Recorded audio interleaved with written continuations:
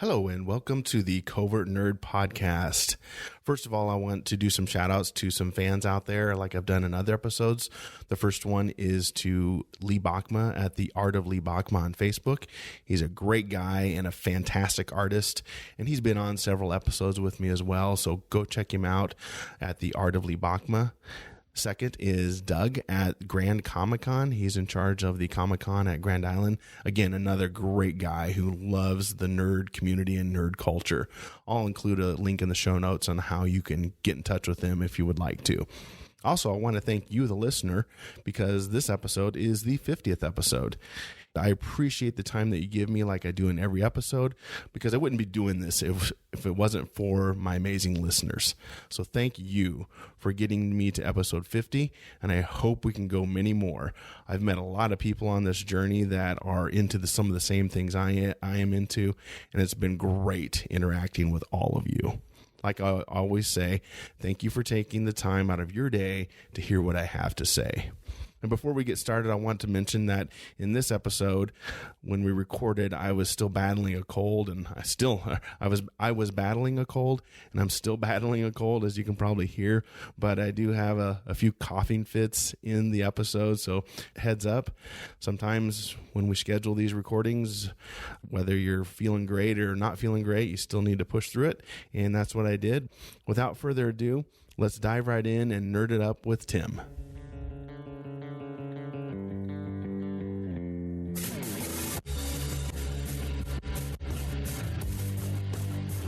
Today we have our resident local Star Wars expert, Tim, from Rainbow Comics, to discuss the Mandalorian TV series. And if you haven't paid attention, that is the premier TV series right now on Disney+. And Tim, I know, is a huge Star Wars fan, so I wanted to sit and pick his brain a little bit about the TV series. Heads up, there's going to be spoilers for The Mandalorian, Rise of Skywalker, and pretty much anything else that might be on the horizon or that is out as far as Star Wars goes. So you've been warned. Alrighty. What do you want to talk about first? Well, let's take a look at, I guess, the Mandalorian series. When you got done watching it, I guess, how overall satisfied were you with it? Was it up and down for you? Like, this episode was good, but this episode was kind of a dud. What was your first impression? As a whole, I think I dug the whole series. Let me say whole a few more times. I really dug it from beginning to end. When it was down, it was still great. Like its lowest points were still pretty high points. Okay. Overall, I really dug it, but I also have like a huge love of westerns and samurai movies, and this kind of felt like a way for Star Wars to play in a new sandbox. It felt very reminiscent of the original trilogy while also managing to kind of have its own identity. Yes. Okay. That segues into a good point. I noticed right away on the series, the simple things like the fades from scene to scene were the same little, circular fades or side swipe like fades from from New Hope. You cannot do that.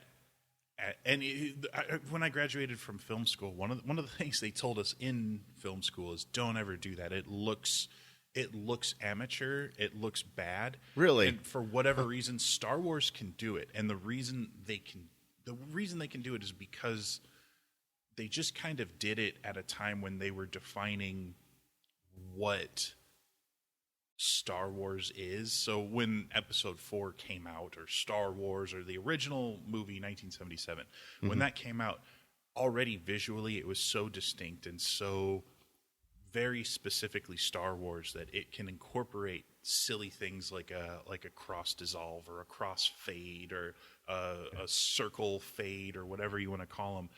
It can do that because it is Star Wars. And if you saw that, if you went to go watch The Avengers and you see that really slow wipe from the right side of the screen to the left side of the screen to transition, it would look very out of place and look very artificial because that's not part of cinema language, but it is a part of Star Wars language. And incorporating that into The Mandalorian was something I thought was incredibly smart. Yes. You actually see that in things like Jedi Fallen Order, and a lot of the video games as well. Okay. They will incorporate that in the cutscenes. It's an easy visual indicator that this is Star Wars. Mm-hmm. I love that. When I saw that on the very first episode, that was one of the simple fan services that they did. Oh, for sure. What other fan services or things did you see that caught your eye? The first thing I saw for sure was the rifle, and everybody talks about the rifle, Okay. but it deserves to be talked about. We're talking about Mando's rifle. The Mandalorian's rifle, yeah. It's kind of like a long rifle with a tuning fork at the end. Yes. That was Boba Fett's rifle in the holiday special, which is the infamous holiday special, which I've seen, and it is as bad as everybody says it is. And it's not like a challenge to go watch it. Do not watch it. Don't watch it. It's not even worth laughing at. It's so hard to watch. But in the Blu-ray release of the Star Wars, like the Star Wars box set episodes 1 through 6, on the bonus discs, there's actually an Easter egg on there that has the entire animated segment from the holiday special. Yes. So you can actually see that, and it's really cool. But in that segment, it's very much like a Ralph Bakshi-inspired character design. It's really kind of cool. But you do see Boba Fett teaming up with Luke at first, and then he betrays him, but he's got this weird rifle that should never, ever work, and everybody thought it was a cool-looking rifle. Never in a million years would have thought we'd have seen it in live action, let alone we would see it disintegrate people. Yes, that was another little fan throwback. Yeah, that was a throwback to Empire when Vader tells Boba Fett no disintegrations. Yes. Because he had that rifle, and that rifle disintegrates people. Yes, it does look a little bulky on him, but they still make it work. It works completely. Nothing about, again, that goes back to what I was saying before about the visual language of Star Wars. And again, in The Empire Strikes Back, in the original theatrical cut, there's a shot on Cloud City of a guy running through Cloud City as it's being attacked by the Empire, but he's holding what's supposed to look like a futuristic device, but even in the 80s, everybody was like, that is an ice cream maker. That's that guy awesome. is just running with an ice cream maker.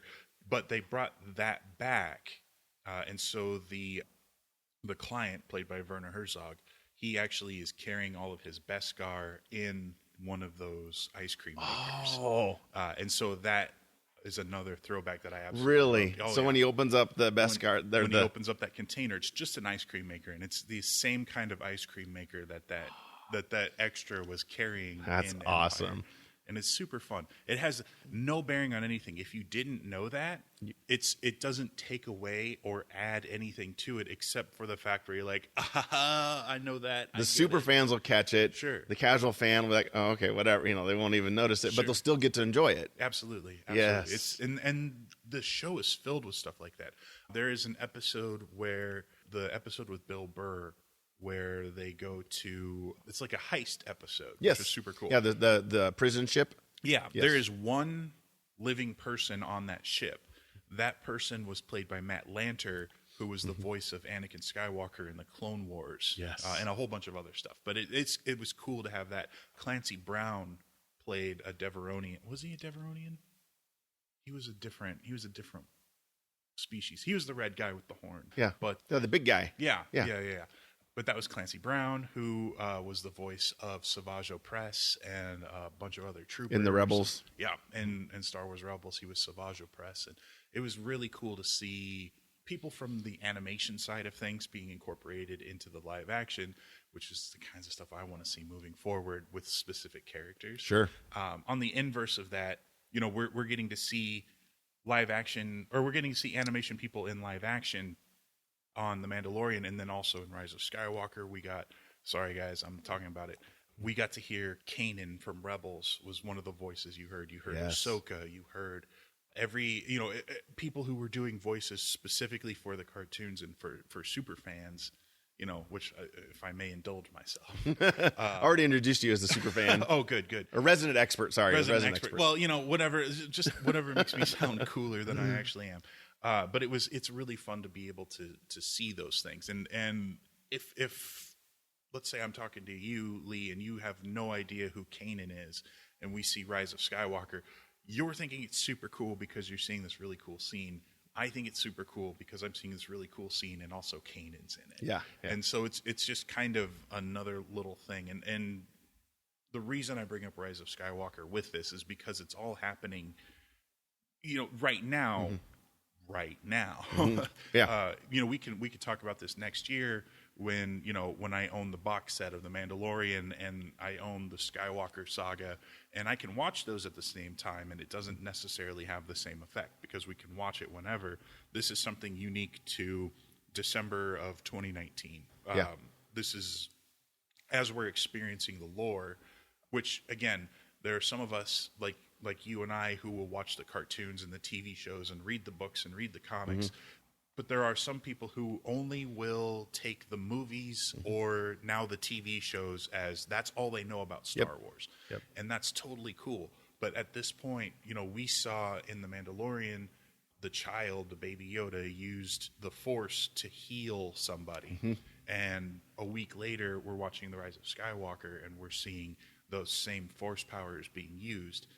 And just from a serial point of view for storytelling, I'm completely fascinated by it. I'm really, really excited that I can experience it this way, and nobody else is going to experience it this way. And now, even now, we're staring at the new year here in the next couple of days.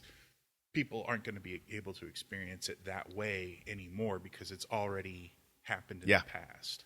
And it's just kind of a lightning in a bottle moment. It is. I mean, because if you look at, let's pivot to Jon Favreau, who directed the series. No, he didn't. Produced it. Sorry. Yeah, he was the showrunner, so he was in charge of everything. Producer. He was he basically he wrote the show. He didn't write every episode, but he was basically the main writer and the idea man behind everything. Because he was the producer, not the director. Correct. Okay. But going to film school, explain to me and the listener the difference between a producer and a director. It's a little bit different for TV than for movies. Okay. So if you're credited as a producer on a TV show, you're basically a writer. Okay. And for Jon Favreau, he is the head writer.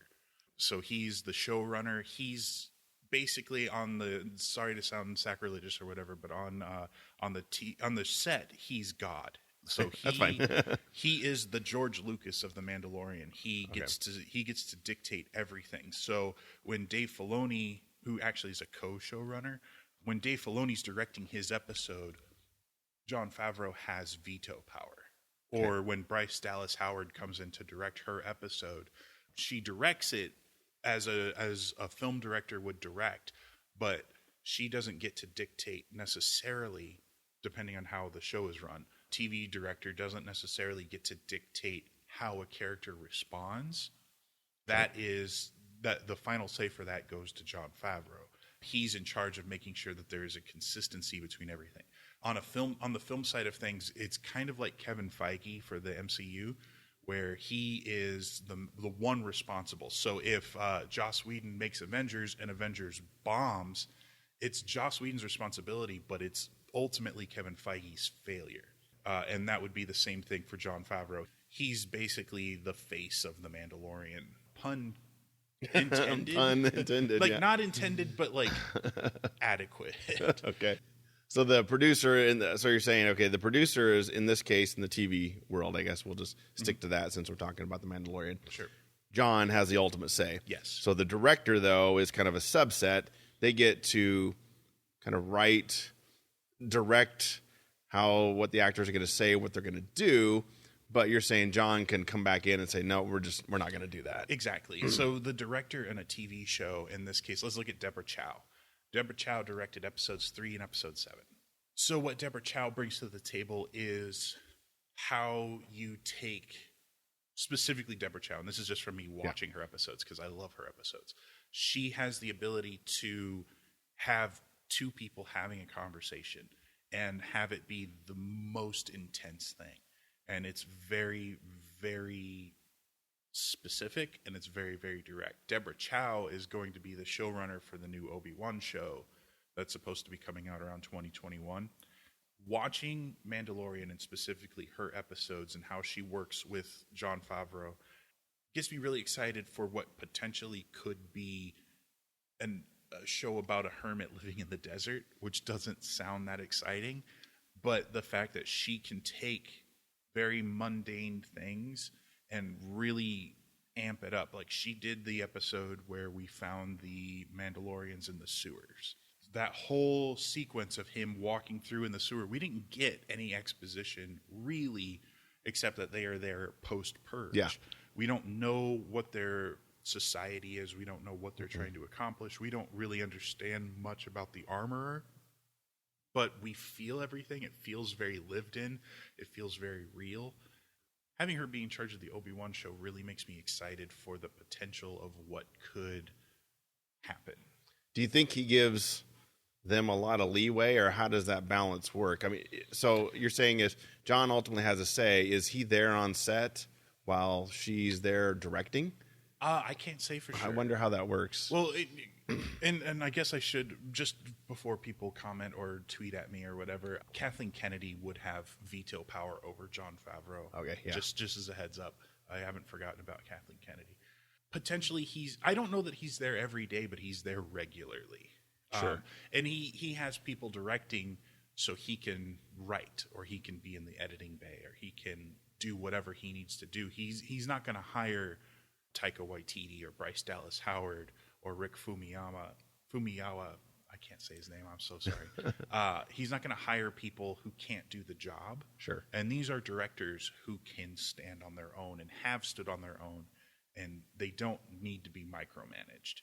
So it might just be on the cutting room floor, so to speak, that John says we're not going to have that scene in there.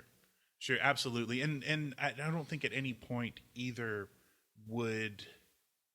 I don't think any of these directors would ever try to overstep boundaries. No.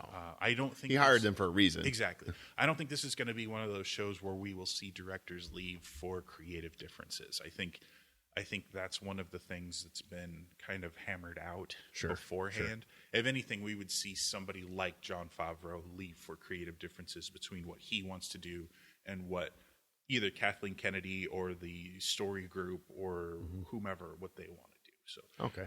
Yeah, I think at this point, the directors on the show serve more of a purpose to fulfill the story that needs to be told, and they're allowed to put their own flair on it. They're allowed to do whatever they want, but I think the content is a little bit more hammered down. Almost every episode, not every episode, but almost every episode had Jon Favreau credited as a writer, which means he already wrote the script, but with him being an executive producer and showrunner, I guarantee you he added something to every script. He had his hands on every script. Yeah, he probably looked at the script. Hey, this looks good. What if we did this? Yeah, or he may have been like, this is not how the Mandalorian speaks. He's going to say it like this, or he's not going to say anything, and now you need to make this happen. Make it work. Mm-hmm. Okay. Well, let's pivot to the episode 1 of the reveal of Baby Yoda. Sure. What did you think? I felt like I should have seen it coming. Okay. I didn't. And as soon as I saw it, I was like, of course. Absolutely, of course. Why did you think of course? I'm curious. Because it's been a hot minute since I've seen the first episode, so you'll have to bear with me. I want to say he was told that the target was 50 years old. Okay. When he walked in, I was trying to math in my head. I'm like, who would be the appropriate age?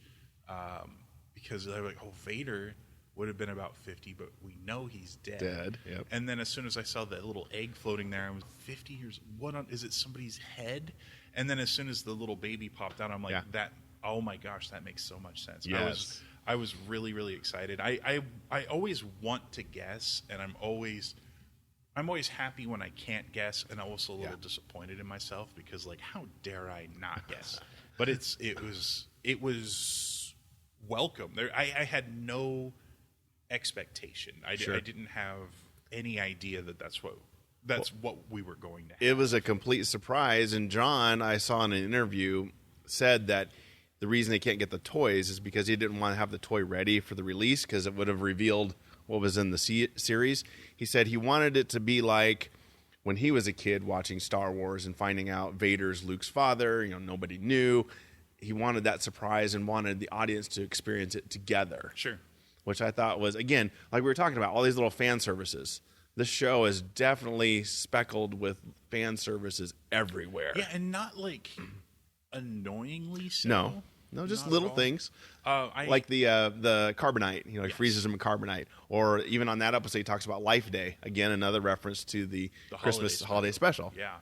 I watched Star Wars Explained, which I think I've brought up here before. It's a YouTube channel that I really enjoy. They have full breakdowns and commentaries and stuff for every episode of The Mandalorian. And they said one of the things that they've heard a lot of complaints about is when The Mandalorian goes to Tatooine, and a lot of the shots mirror what you see in A New Hope. And people were complaining about that. And one of their points of views, and I'm crediting them because this was their observation, not mine. I really enjoyed, after they'd pointed it out, it's showing you what the state of Tatooine is in a post-Empire world. Oh, yeah. So we see what Mos Eisley was and how it was a bustling spaceport of scum and villainy, and now it's just kind of a place. Yeah. The cantina from A New Hope, where they were like, no droids. The droid detector's gone. Droids are manning the bar. We have the stormtrooper helmets on spears, spears outside. Yes. And just that's, as a storyteller and as a fan of fiction, for me, I like that environmental storytelling where you don't have to tell me that since Jabba is dead and the Empire is gone, that Tatooine has changed. We don't know if it's changed for better or worse. We don't have that much information, but there is a change. And the feeling of Mos Eisley specifically, which, Obi-Wan said is a wretched hive of scum and villainy. Yep. Is now, like, it's not like it isn't that, but it definitely feels less so. It feels like more of a tame place. Yeah.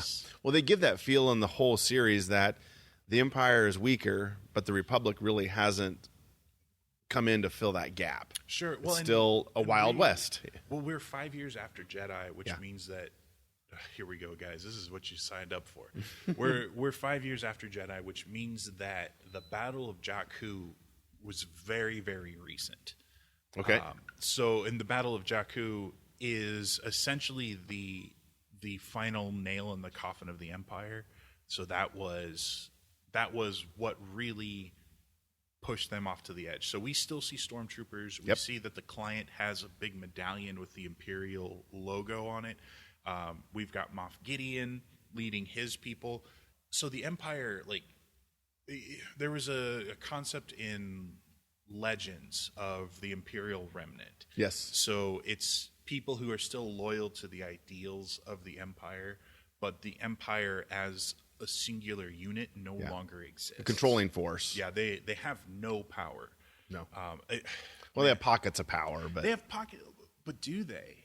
Like, what are they in charge of? They're well, they still have some military might. They're mostly gangsters at this point. Yeah. But it's very interesting. We need to talk about The Rise of Skywalker at some point, because when that movie ended, like I walked away like, okay, that was cool, but what is the state of, like, galactic politics? I was so interested. But that's what I'm looking at with The Mandalorian too. Is we know that Leia is at this point looking at The Rise of Skywalker. Again, I'm not talking about Rise of Skywalker, but if we're looking at The Rise of Skywalker, we know that she spent about a year training with Luke. Yes. So at this point, she would have been done training with Luke and would have been working within the New Republic and potentially starting the idea of forming the Resistance. I would say at this point, the book, oh my gosh, there's a book about Leia. Princess Leia Bloodlines, is that the book? Yes, Princess Leia, Star Wars Bloodlines, written by Claudia Gray. Is that Legends or is that... That is canon. That is canon, so okay. in Bloodlines, we are following Leia as, like, Ben Solo is like maybe 2, and she and Han have their relationship. So I would say at this point in The Mandalorian, we're getting the New Republic really stationing itself as a force, as, like, not just a force to be reckoned with, but like the political power. And one of the things Mon Mothma did immediately after the destruction of the second Death Star, around the time of the Battle of Jakku, was to cut back significantly the amount of naval forces and ground forces. So you're not going... The Empire's might was showcased by the Stormtroopers, and the fact that there was always something to remind you that the Empire is here and they're in charge. And we definitely don't see that near as much. The only time we see Stormtroopers is when like Moff Gideon or the Client are taking over a town. So you were saying they've got some power, and it's incredibly limited. Yeah. And I think, just speaking politically in the Star Wars universe, it very much is interesting that the only places... I mean, we've only seen things from the Mandalorian's point of view, so we haven't seen too much, and I will definitely allow for that. But based on what we've seen through the limited scope, we've only seen the Empire showing power in very small, remote places where the New Republic won't necessarily have as much pull. Okay, yeah, that's true, because he's being tracked, he's got to stay into the more remote areas where the Republic doesn't care. Exactly. But the Empire might want to have the local governors being the gangsters there, so to speak. Yeah, exactly. Yeah, I'm sorry. It took me a long time to point. So. That's okay. That's okay. Going back to Baby Yoda, I guess. Yep. What do you think about those that may say that, why do we have to have a cuteness factor in here again? We had the Ewoks. Do we have Why do you have to have fun, Lee? Why do we do anything for fun? It's adorable. Here's what happens immediately with episode 2 is called The Child. Okay. And the whole idea behind episode 2 was the Mandalorian was bringing the target back to the Client in order to get his payment and go. All we know about the Mandalorian is that he's a bounty hunter, he's doing a job, we can't see his face, and he kills people. That's not a sympathetic person. While he's on the ship with the babies fiddling around with stuff, and as he's looking at the baby, he's thinking of himself when he was a kid. And those flashbacks. He was rescued. Yep. So, there is a cuteness factor to the child or Baby Yoda or whatever you want to call him. But through that cuteness factor, the fact that we identify with him and want to protect him. I say him, it might be her.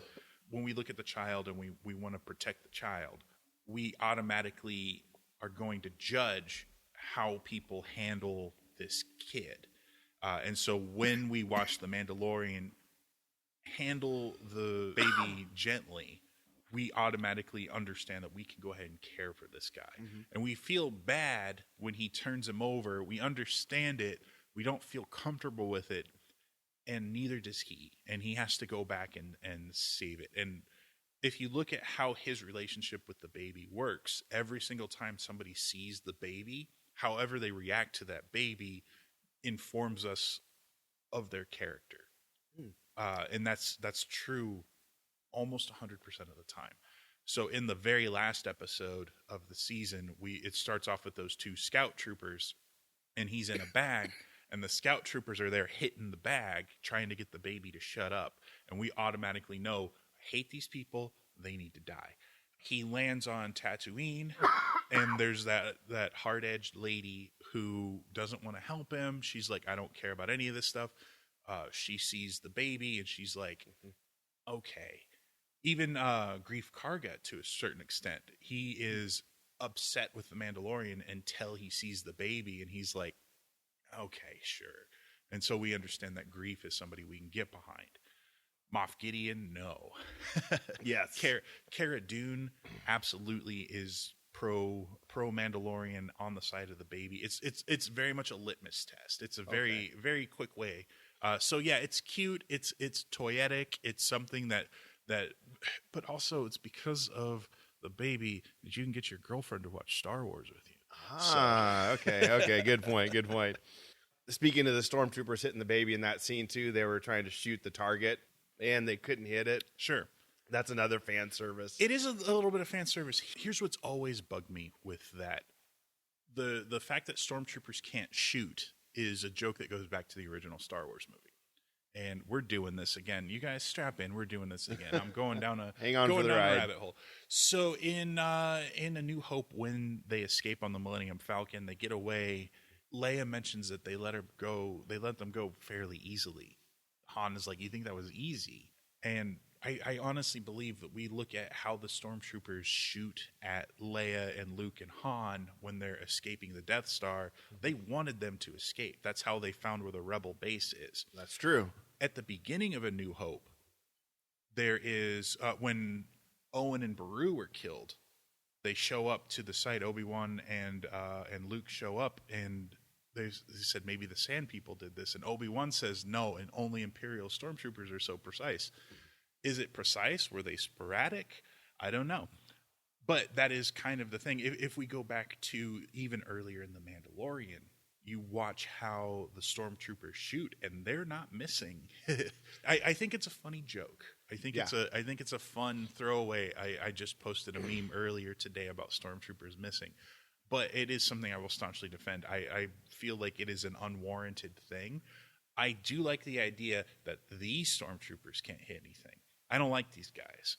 I really wanted when that one guy was shaking the gun by his helmet, I wanted it to go off and shoot him in the face. That would have been awesome, that actually. would have been really, really funny. So I just had to go on my high horse for well, just a I like second. that they just put that little No, for jab sure. in there. It was again, John just hits all the little fan things for here sure. and there. And that episode was directed by Taika Waititi, who understands pacing, and he can take these two characters that we're just like waiting to die, and make it so what they're doing is at least engaging and entertaining. It kind of had a feel to the old comic Tag and Bink, which was a comedic story about these two stormtrooper characters who were always in the peripheries of major events that were happening in the Star Wars universe. And I don't believe these two characters were Tag and Bink at all. It did very much ring true for what you would read in a Legends comic that was kind of comedic, that takes place during this super heavy event. Yeah. Okay. Well, how excited were you to see the Darksaber? Would you have ever thought you would see that in a live action series? So you guys know me, and I love the Clone Wars and I love Rebels, and Sabine is one of my all-time favorite Star Wars characters, and I love Pre Vizsla, who was voiced by Jon Favreau. His arc in Clone Wars is one of the greatest things. If you guys only watch one arc in Clone Wars, look up the episodes about Pre Vizsla. It's so cool because I was so happy in the episode of The Mandalorian where he ran into the really big dude with the gun, and they hold vibro blades up to each other's necks or whatever. That guy was voiced by Jon Favreau. That character's name was Paz Vizsla, which is a little bit different than Pre Vizsla's name. But they have very similar names. They were both voiced by Jon Favreau. I was like, I'm very happy with this. So we cut to the final episode, and we're pretty sure Moff Gideon's dead. I was like, I bet you at least half of his face is burned off. It's like Breaking Bad. Sorry, guys, in Breaking Bad, he loses half his face. When I saw that blade come through, I was like, no. As soon as the episode was over, I made my girlfriend sit through like 5 YouTube videos on the history of the Darksaber and what it means to Star Wars, and she was just rolling her eyes. I was like, no, but it's the Darksaber. So the Darksaber, for those of you who don't know and haven't bothered to look it up, I'm going to tell you. For those of you who do know, tell me how wrong I am. We'll give you the crash course here. There was a Mandalorian Jedi with the last name of Vizsla before the Clone Wars. He was the first Mandalorian. He forged a saber where the blade was black and it emitted like a white light, and it was a dark saber. When he died, the saber was kept in the Jedi archives, Coruscant. Pre Vizsla broke into the temple and stole the Darksaber at a time where Mandalore as a planet and as a species were more passive and peace-loving. Oh my gosh, I just realized I can tie this all back. I'm very excited. So, Pre Vizsla led a group of Mandalorians called Death Watch, and they wore blue armor. This is around the time of the Clone Wars. If we watch the final episode of Mandalorian, where we're learning more and more about what happened to the Mandalorian. We saw that his parents were more or less killed by some super battle droids during the Clone Wars. He was saved by a squad of Mandalorians wearing blue armor. My boy was saved by Death Watch, who was led by Pre Vizsla, who actually at that point in time would have had the dark saber. Through Rebels and whatever, Sabine got the dark saber, and the dark saber was passed on to a lady named Bo-Katan, who was voiced by Katie Sackhoff, and the character actually is designed to look like her. So there's a massive question as far as the dark saber goes between like what happened to Bo-Katan that would have caused the dark saber to enter an Imperial Security Bureau officer, an ISB officer, to get that. And that's all going to come down to the Purge of Mandalore. And it was with the Purge, whatever happened during the Purge is what caused a massive rift in the Mandalorians. That's what caused their culture to now no longer remove their helmets. They always leave their helmets on. Presumably, Mandalorians as a race has been wiped out because they say in the show that being a Mandalorian is a creed, not a race. So the Purge of Mandalore, my assumption is Bo-Katan was killed. Okay. And the darksaber was confiscated by the Empire. So there are no species Mandalore around anymore. That's what they said in the show.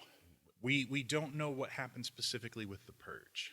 We don't know what it means to be a Mandalorian as a race versus as a culture, and I need that in my life. I think they'll explore that. They just really seem to be having a lot of fun with this. Who is your favorite character in the series? My gosh, and why? That is a hard question. You know, it was a toss-up between a lot of people, and I think the final episode solidified it for me. I'm going to go with Cara Dune. And the reason is I always dug her character. I love the actress who plays her, apropos of nothing. But when Moff Gideon is identifying everybody, calling them by their names, we find out that Cara Dune is a survivor of Alderaan. Mm-hmm. And as soon as I saw that, I was like, yes, of course. Yes, absolutely. It just like the reason you look at her in the promo images and you're like, who gets a rebel tattoo on their face? Like, even if it's just a little one, who gets a rebel tattoo on their face? You're a target. Yeah, absolutely. Like, what could possibly have driven you to, the Empire destroyed your planet? Yeah, absolutely. And the way, if you look at what Leia did in response to the Empire destroying Alderaan, where she just, she was like, okay, now I'm going to go lead the charge. You have to imagine, this is me bringing it to the table. This is not canon. This is Tim's interpretation. You have to imagine being alone in the universe when your planet has been destroyed. You look at your royalty, or I'm not sure if it's political. I don't know the political structure of Alderaan. What am I, a nerd? But if you see the surviving royalty of your planet pull up her bootstraps and just go on to be a badass, you can't help but follow suit. And Cara Dune literally lost everything and forged her own identity. And I just absolutely am in love with that. I love what she's done. Her attitude is fantastic. She's always, even when she's in peril, she's smiling and she's pushing her way through it. And it's admirable and it's super cool. Going into season 2 next year, what are a couple things, characters, concepts that are on your wish list that you hope that they explore? You kind of alluded to it, I guess, with the darksaber. I would like to know what happened during the Purge. I want to know what happened during the Purge of Mandalore. I would love to see Bo-Katan. Because they talk about the Purge. I guess explain when in the timeline was the Purge. So we're 5 years after Return. 5 years after Return. When was the Purge? The Purge presumably would have happened around the time of, I would say, Rogue One or the original movie. In Rebels, season 4 of Rebels, we see the beginnings of the revolution on Mandalore, and that's led by Sabine and Bo-Katan. And I really, in season 2 of The Mandalorian, if I don't find out about the Purge, that's fine.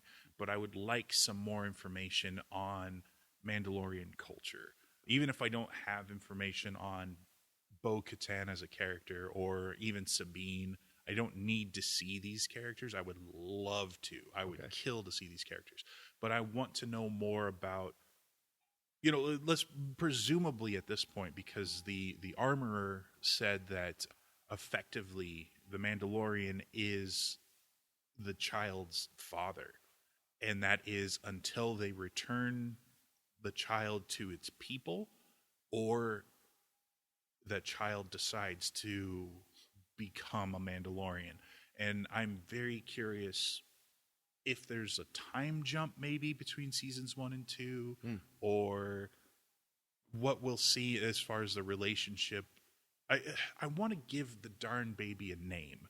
I would like to not have to the child, or there's a very Western sensibility to the Mandalorian, the client, the child, and I like that a lot. But I'm kind of a fan of naming things. Yes. And I would love to be able to say Steve instead of Baby Yoda or the child, and then we can all stop arguing over which is the correct nomenclature. It's Steve. Do you think they'll go to Yoda's homeworld? No, No. I don't. I don't. If we get information on what species Yoda is or where he's from, you run the risk of ruining the mystique of what makes Yoda interesting. It was something that a lot of fans pushed back on in the comic book world a few years ago when they gave away Wolverine's origin, because everybody was like, if you tell me where he's from, he's not going to be interesting. Well, they told us where he was from, then they found out a way to make him interesting again. And that's cool with a character that currently exists. But as Yoda has passed, I prefer it personally as not knowing. I don't need to know. And maybe that could be a welcome linchpin to the story of the child, as if he's like, we can't find any information, but I don't need any information because this is my tribe, this is my people, this is what makes me me. If they do tell us Yoda's history and who his people are, where they came from, and maybe they're all Force sensitive, I don't know. If I got that, I'll be disappointed, but I won't be angry. It's not what I want, but Star Wars does not have to be what I want. Sure. I don't make the rules. I know what I like about Star Wars, but until what I like is challenged, I won't know if I like something different. I do have theories with the cloning and how that relates to Palpatine and the Rise of Skywalker. Oh, yes. I'm still formulating, because I was under the impression that in Rise of Skywalker, which as of recording I've only seen once, so Me too. I could be wrong. I thought that Palpatine himself was a clone, or that he had cloned an aspect of himself, and I guess I was wrong in that. But I was wondering too if the baby is cloned, or if they take a piece of his DNA and are able to map out midi-chlorians, it would make it plausible to clone a Force user. But that just opens up all kinds of other things, because I've always wondered if clone troopers, if it was ever plausible for a clone trooper to have a different midi-chlorian count than another, or to be able to tap into the Force, or to be Force sensitive. So when I see in The Rise of Skywalker that Finn is Force sensitive, that's like, oh, what if Captain Rex was Force sensitive? Wouldn't that be cool? Yeah.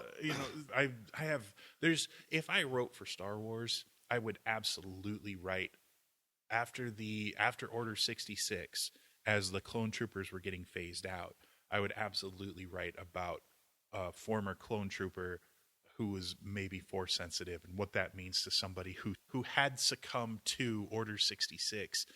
And what would that mean if suddenly you realize you're the thing that you're supposed to kill?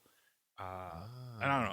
I think that's interesting. That would be interesting. Hey, Hayden, if you could call Kathleen Kennedy and tell her I have an idea, I would appreciate it. Thank you. That actually is a good idea, because they're made millions of clones. What if one of them was Force sensitive? Like, they would have to, right? At least one.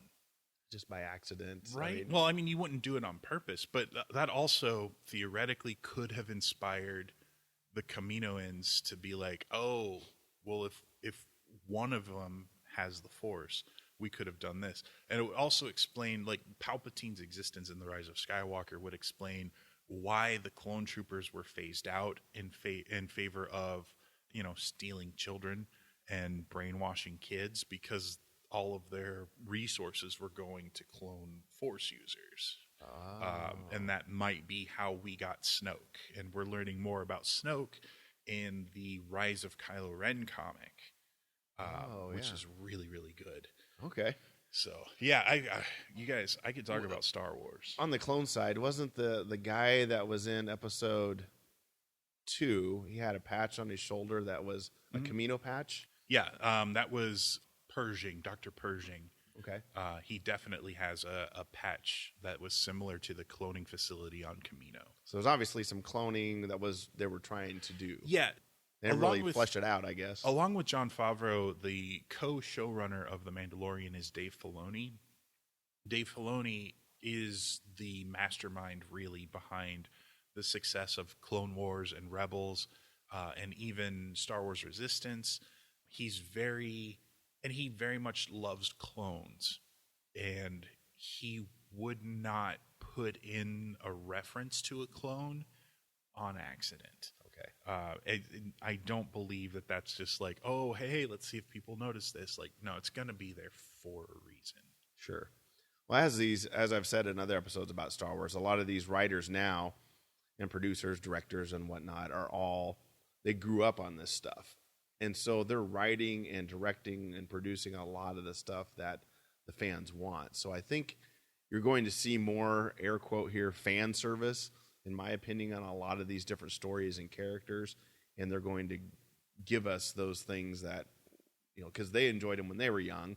And so we're kind of along for the ride is kind of my thought pattern on that. Absolutely. And I wouldn't even say anymore because of the fans are the people making the show. I would almost say it's not even fan service anymore. It's like transcended fan service to almost be just like story service. Okay. Because it was the stuff they fell in love with, and they're like, well, let's embrace this. There's a troop carrier in an episode of The Mandalorian that was based on a troop carrier that was supposed to be in one of the movies but was scrapped, but there was a toy that came out. Oh. So in The Mandalorian, it's when I want to say it's in episode 7, right before they open fire on when Moff Gideon is opening fire on the Mandalorian and Cara. There's like a little troop transport that shows up and a bunch of stormtroopers come out. Oh, okay, yes. It's based on an old toy from like the 70s and 80s. Really? Yeah. So somebody found a picture of it, and they just went to town, and it's really cool to just be a fan and watch fans take over. I had somebody tell me once that they think only fans should make things, and I think that's incorrect. I don't agree with that at all. But there is something to be said for having fans tell a story in a way that somebody who's an outsider wouldn't be able to. But I also think the inverse of that is also true. Sure. I think in order to grow, you need to have an outsider's view of what could be good or what could be fun. But also on The Mandalorian, just give me all the stuff I want. That would be great. Thank you. Well, you can tell John loves the universe he's playing in. Oh yeah, that makes a huge difference. So well versed, and like Dave Filoni works very closely with like Pablo Hidalgo and Matt Martin and other people in the Lucasfilm Story Group, and to have like just easy access to those guys. It really feels like in the movies, the Lucasfilm Story Group is more of an advisor capacity, whereas like in The Mandalorian, it feels like they are much more of an active part. So instead of, and like in Rise of Skywalker, at the very beginning, we're never told this, but the planet that Kylo Ren is on is Mustafar, and he was actually in the ruins of Vader's castle. Oh. And you don't know that until after the fact when the visual dictionary comes out or Pablo Hidalgo tweets it, and you're like, oh, that's really interesting. And it's cool if you've played the Vader Immortal VR game, you know why Mustafar is no longer just encased in lava, and why there are trees, and why there are people living on it. And that has no bearing to, John Doe as he's going to the theater to watch Star Wars. He doesn't care about the planet or who these people are. But as a fan, I'm like, oh my gosh, this is Mustafar. This is where Vader's castle is. This is in episode 3 where Vader and Obi-Wan have their battle, and he gets his arms cut off, and he's crawling in the lava pit. It's just nuts. It's so cool. And just to have that exist is super fun. Just to put that, again, those little things that they have in a lot of this. So back to the wish list thing. Sure. We talked about maybe having the episodes a little longer, or maybe having more episodes the next go around. Is that something you kind of like, you'd want to see? I would really like that. I would love a higher episode count or a consistent length of an episode. I understand that when we're watching The Mandalorian, at no point was I like, why does this show cost so much? It's a lot like Game of Thrones. When you watch an episode of Game of Thrones, you're not shocked when you find out how much it costs because it's all on the screen. But I do believe, given the perceived success of season 1 out of the gate, and I mean, we're talking about like season 1 just finished. Disney Plus hasn't even existed for more than a couple of months. So we're going to see what the value of the show is over the next few months as people who haven't seen it yet come in to watch it or binge it, or people who go in to rewatch it, or if it's pirated. What Disney needs to be able to see the value in the property, which they already do. I mean, they've already got their money back from when they bought it from George Lucas, but I believe that Disney will see that there is inherent value, and we probably won't see like a 20-episode season, but I don't think it's outside of the realm of plausibility to get 10 to 12 episodes. And maybe instead of seeing, the shortest episode being between like 28, 33 minutes, maybe we'll get, consistently 40-minute episodes, if nothing else. That would be super great. And I'm not trying to shoot for the moon here. I'm like, just give me like three more episodes a season. Give me just about maybe 5 to 10 more minutes per episode on average. And that's, let's start there. Okay. If you had Kathleen, last question, if you had Kathleen Kennedy here, what would you tell her in season 2 and 3, what you need to keep doing, and what don't do this, or what do you need to keep? Or here's what I'd like to see you keep doing. I don't know kind of what you're doing good. Sure. Maybe what you don't want to do to the franchise. I don't know that I'd be able to answer that question. I don't know that I'm equipped to say that. Yeah. All I would be able to say is like, here's what I love. Find ways to continue to surprise me. Don't allow the merchandise to overtake the show. Okay. Because I want stuff. I want to be able to have stuff, but not at the expense of being surprised. I want to constantly be surprised. I want to, as far as the Mandalorian himself, don't give me any reason to hate him. I don't need to be happy with his actions all the time. I want to maybe question why I like him, but I want to consistently be on his side. And I think that's the most important thing. What they've done with the Mandalorian as a character, with us not being able to see his face, what they've done is just fantastic. What the stunt crew has done, and what the directors have done, and what the actors have all done, it makes me believe that this helmet is a sympathetic character, and that is amazing. So continue to surprise me, continue to make me love this character, and please put him through hell. Make the worst things in the world happen to this guy, so that when he overcomes it, I can just be super happy for him. I do like the fact that the Beskar, the metal they have, he can take a beating and it doesn't matter. He gets shot more than Mal and Firefly. He gets shot so much, and a lot of it is he understands he's gonna get shot. Yeah. He puts so much faith in his armor because he believes in his cause and who he is. It is very, very intense. You watch like the action scenes; they're really, really fun. But you watch The Mandalorian specifically; he will take a shot in the chest. It's so good. Well, he knows he can. Yeah, I can take a hit. So I didn't know much about Beskar until this series. Nobody did. And then now everybody's like, what is this stuff? No, it's so cool. It is. Well, thanks, Tim. I appreciate it. I love diving into these Mandalorian or Star Wars universe. So if the listener who this is your first time you've heard Tim, you can go back and get some other Star Wars information, some previous episodes. I'll put those in the show notes. But Tim, as always, please let the listener know how they can get in touch with you. Sure. Mention tweeting. You can tell him he's wrong or he's right, or we're both wrong. So far, nobody has had the cojones to tell me how wrong I am. So you must be right. I must be right. I'm clearly right about everything, and my opinion is law, and I am always correct. So that's sarcasm, by the way. No, I am the best. Nobody's told me I'm not. So, which is clearly the impetus behind it.